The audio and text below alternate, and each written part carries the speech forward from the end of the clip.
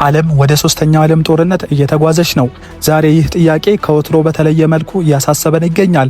ሌሊቱን የአሜሪካ ማዕከላዊ ኮማንድ ያወጣው መግለጫ መላው ዓለምን አስደንግጧል። አሜሪካ ከዛሬ ጀምሮ ሁሉንም የኢራን ወደቦች በወታደራዊ ኃይል ለመዝጋት መወሰኗን ይፋ አድርጋለች። ይህ ምን ማለት እንደሆነ ልንገራችሁ።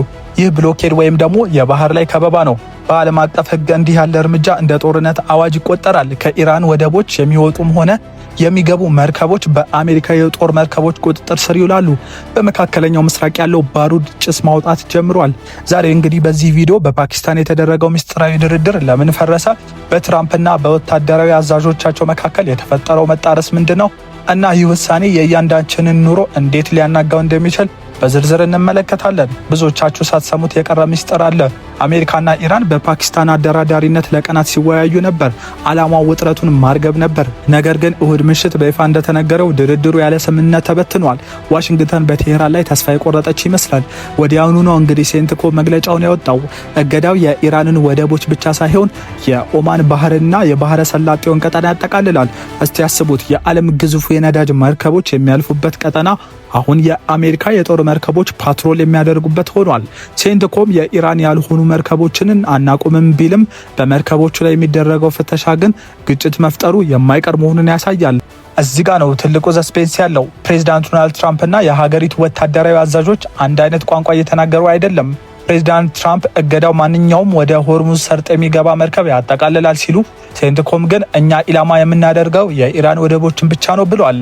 ለምን ተጣረሱ? ትራምፕ መላውን የባህር ሰርጥ በመዝጋት ኢራንም ሙሉ በሙሉ አንቆ ለመያዝ ሲፈልጉ፣ ወታደራዊ መሪዎቹ ግን ይህ እርምጃ ከቻይናና ከሩሲያ ጋር ቀጥተኛ ጦርነት ውስጥ እንዳይከታቸው እየፈሩ ነው።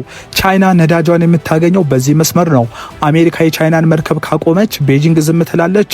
ይህ በዋይት ሀውስ ውስጥ ያለው አለመግባባት ለጦርነቱ መጀመር ትልቁ ስጋት ሆኗል። በዚህ መሃል እስራኤል የት ናት? እስራኤል የአሜሪካን እርምጃ በደስታ ነው የተቀበለችው። የኢራን ወደቦች ከተዘጉ ኢራን ለተላላኪ ኃይሎቿ የምታደርገው የጦር መሳሪያ አቅርቦት ይቆማል ብላ ታምናለች። ኢራንስ ምን እያለች ነው? የቴሄራን መሪዎች አንድም መርከባችን ከተከለከለ ሆርሙዝን የደም ባህር እናደርገዋለን ሲሉ ዝተዋል። ኢራን ካሚካዚ የሚባሉ የባህር ላይ ድሮኖችና በሺዎች የሚቆጠሩ ፈጣን ጀልቦች አሏት። በአሜሪካ ግዙፍ መርከቦች ላይ የንብ መንጋ ጥቃት ወይም ደግሞ ስዋርም አታክ ቢከፍቱስ? ጦርነቱ ከባህር ተነስቶ መላውን መካከለኛ ምስራቅ ሊያቃጥል ሰከንዶች ነው የቀሩት። ክቡራትና ክቡራን፣ ዛሬ ታሪካዊ ክስተት ምስክሮች እየሆንን ነው። አሜሪካ ወደቦቹን መዝጋት መጀመሯ የዲፕሎማሲው በር ተዘግቶ የጦርነቱ በር መከፈቱን ያሳያል። በትራምፕና በወታደራዊ አዛዦቹ መካከል ያለው ልዩነት ደግሞ ነገሮችን ይበልጥ አደገኛ ያደርጋቸዋል። የጳጳስ ሊዮ ተቃውሞ፣ የሩሲያ ዝምታና የቻይና ስጋት ተዳምሮ ዓለምን ወደማይታወቅ አቅጣጫ እየመሯት ነው።